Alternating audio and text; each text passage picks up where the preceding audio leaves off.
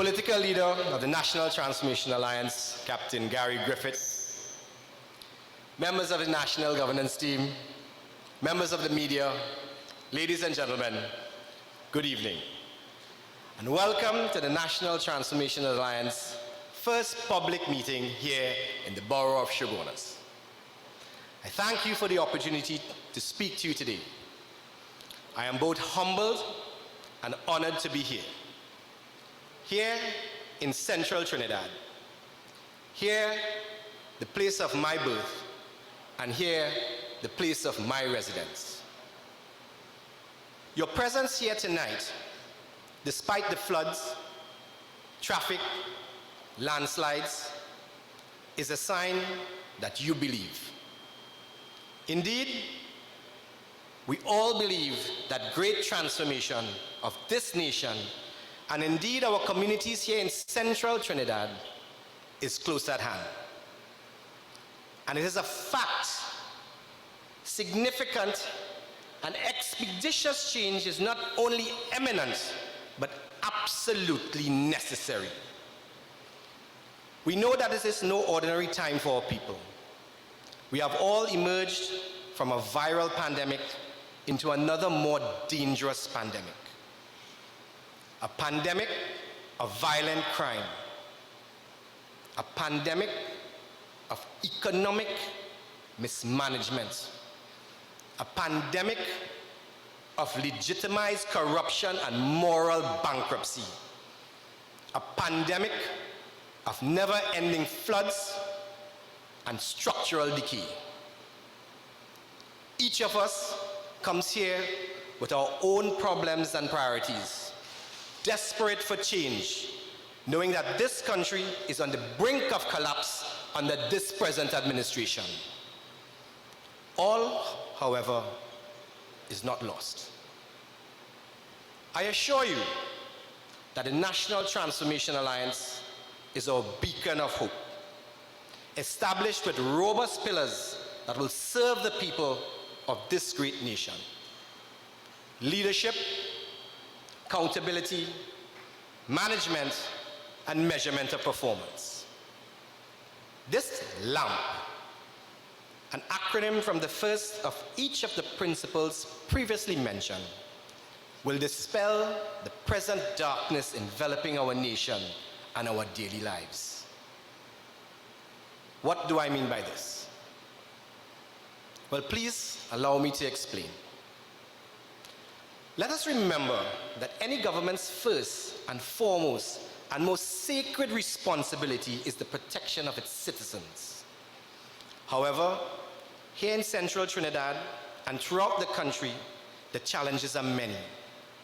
From daily murders, home invasions, burglaries, unemployment, flooding, and poor living conditions among the endless threats and pains that leave us anxious and afraid of facing our daily lives, desperate for safety and security, just to be able to enjoy our hard-earned belongings.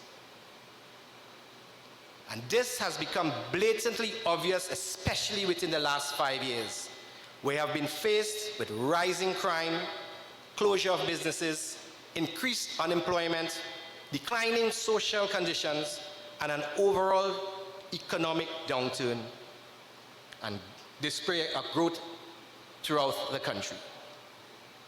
This human desire to just feel safe in our homes and to feel protected from the ills of poor governance that has been handed down to us by this and past governments is something that we share with you. As we watched as our institutions withered away without any proper policy to move the country forward, poor leadership, and the absence of accountability with little or no management principles and a measure of performance from our leaders, past and present, the NTA took a stance. If not us, then who? If not now, when? No one else is doing it. No one offered any viable solutions. only failed manifestos and broken promises which have now led us to this moment. A moment where a national security minister downplays automatic gunfire outside a primary school. A moment where this very minister uses his vast inexperience to divine that the problem of violent crime and murder lies with legal firearms. Of the almost 600 murders in 2022, it is alleged that in a minuscule 4 instances, legal firearms may have been implicated. And this minister's response is that legal firearms is the problem. Think about that. Reflect also on other moments where the rule of law is being suborned by our attorney generals. Whether it's committing perjury in international courts or entering into agreements with king's councils of dubious legal provenance to persecute and prosecute any opposing voice. These supposed legal luminaries have let themselves and this great nation down through their atrocious conduct and decisions. That level of obfuscation, incompetence, mismanagement, dereliction of duty, lack of accountability and transparency has no place in Central, no place in South, no place in Trinidad, and no place in Tobago.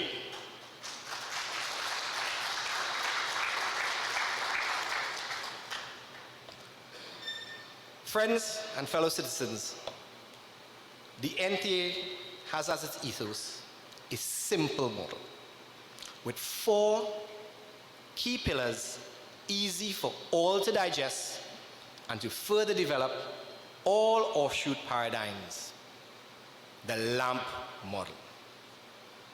We bring to this nation all that has been absent for the last 7 years: leadership, accountability, management, and measurement of performance. These are the key things lacking within our institutions today. Quite perhaps, yet no one has been able to bring that to the table in a tangible fashion up until now. With the National Transformation Alliance, we will improve the lives of our citizens. The LAMP model is one that can work now. Bring back safety and well-being into the lives of the people. These principles are embodied by all members of the NTA, and especially personified by our political leader, Gary Griffith.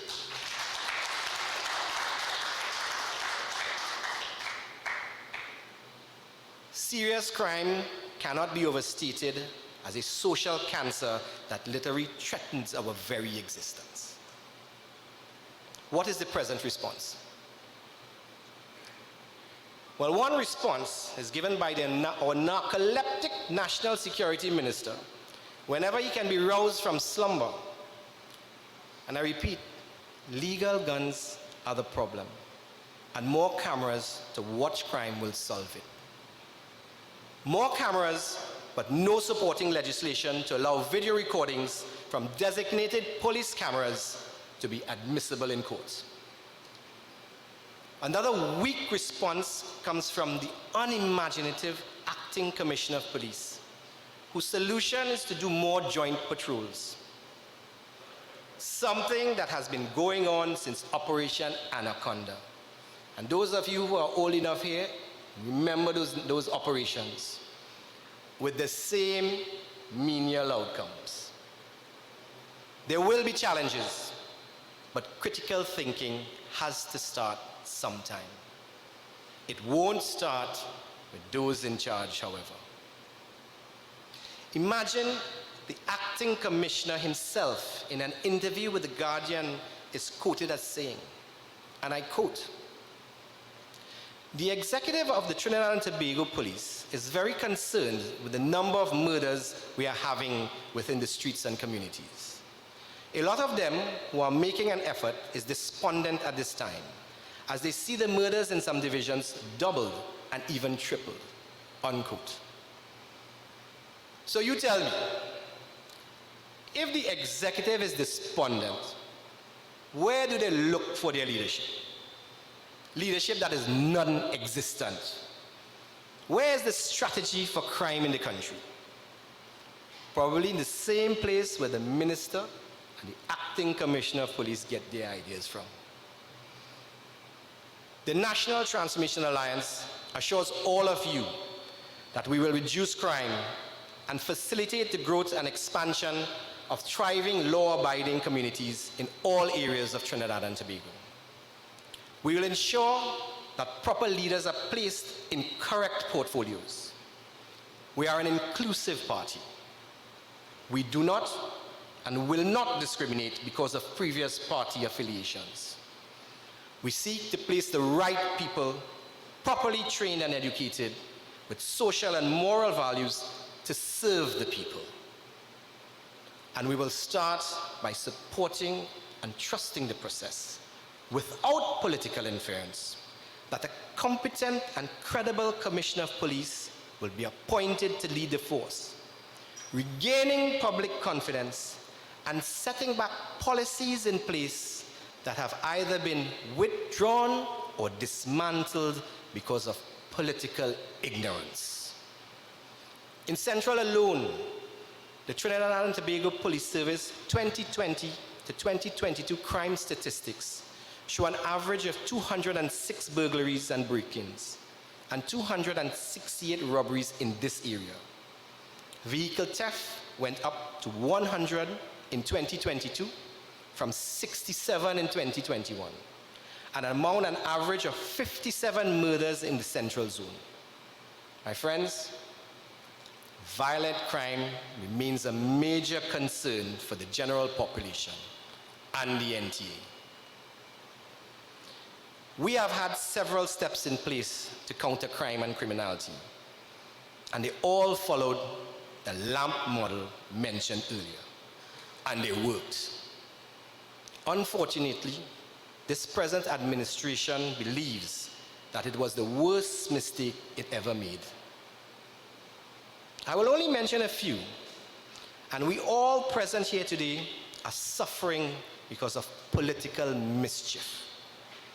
Gary Griffith, as former commissioner, had taken up these initiatives. The address of organized crime and corruption, the support and management of the police service to ensure that there are proper levels of policing and hold it accountable for effective delivery. The upgrade of infrastructure and amenities to increase the morale and productivity of our police service in the communities. The increase in the use of community policing. This was and is important for policing, community building, and crime prevention, and was executed in such a way that the police presence in the community became an important deterrent to crime. Another well-known fact, one of the precursors to crime is unemployment. And unemployment in Trinidad and Tobago has escalated in the last 5 years, increasing exponentially from 2015 to 2020. Thousands of citizens have lost their jobs at all levels of society. This has resulted in families being unable to provide for their loved ones. Indebtedness and homelessness have devastated the lives of many. Alongside these troubling adversities, that the present administration is bent on taxing the public out of home and livelihood, worsening the effects on our society. My fellow citizens, a reduced standard of living and suffering seems to be the new normal. More and more people are falling into the range of the poverty line as gas prices continuously increase along with taxes and services. As a result, comfortable life we once lived has been removed and taken away.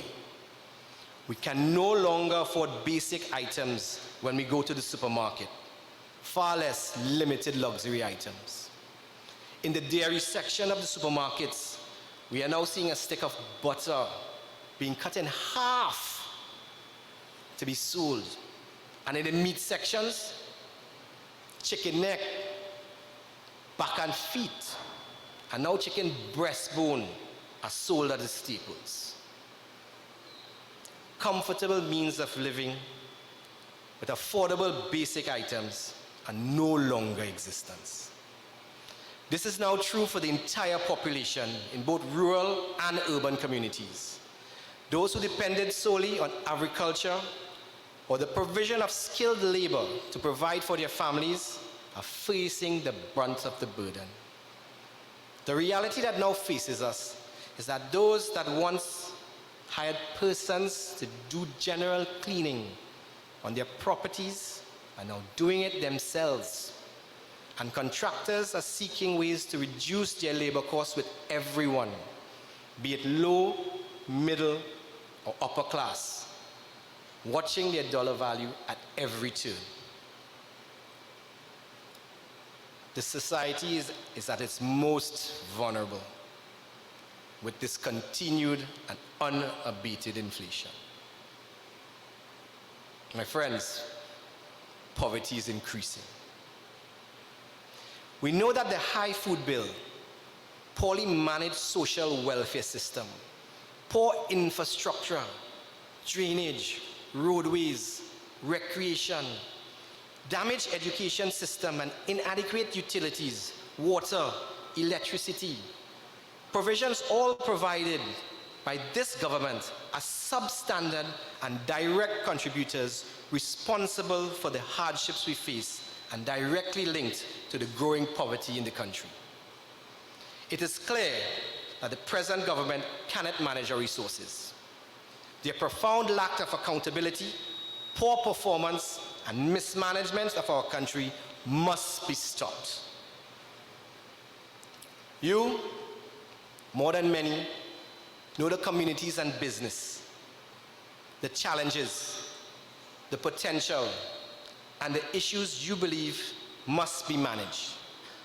And the government of Trinidad and Tobago has to provide the policy framework, the infrastructure, and the political impetus to drive progress. But only in government can we, the NTA, do so. This is why we don't come to you with mindless promises of grandeur and delusion. We come to you with a Connect Caravan to let you know who we are.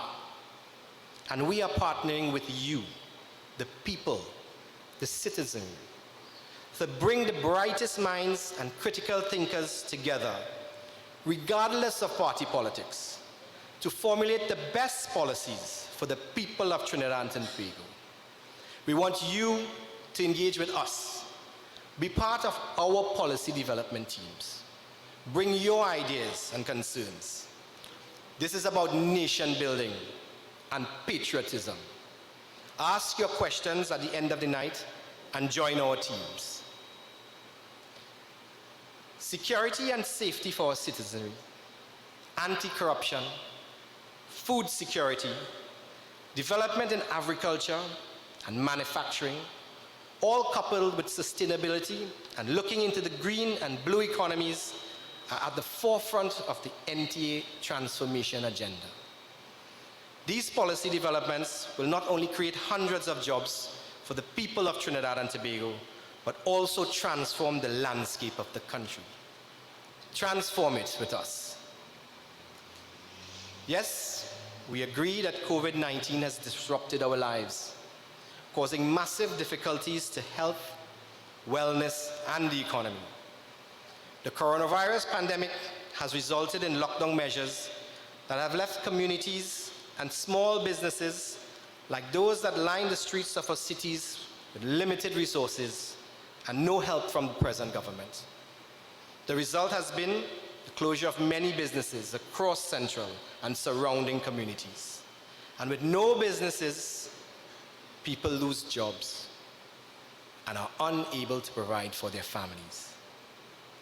With your support, we can change and develop Trinidad and Tobago and contribute to a sustainable growth of our country. As I close, I would like to reiterate that change can only come from you. Without you, we will continue with increasing crime, increasing poverty, poor infrastructure, inadequate water supplies, flooded homes, violence in our schools, and fear in our hearts. While the majority of you here today would have supported the two major parties, you know neither of them can take us forward. Let us be the beacon of change and better life. Together we can revive the economy, insulate our homes from crime, create better communities, provide better services, and create a better quality of life and a safe haven to come home to. I thank you.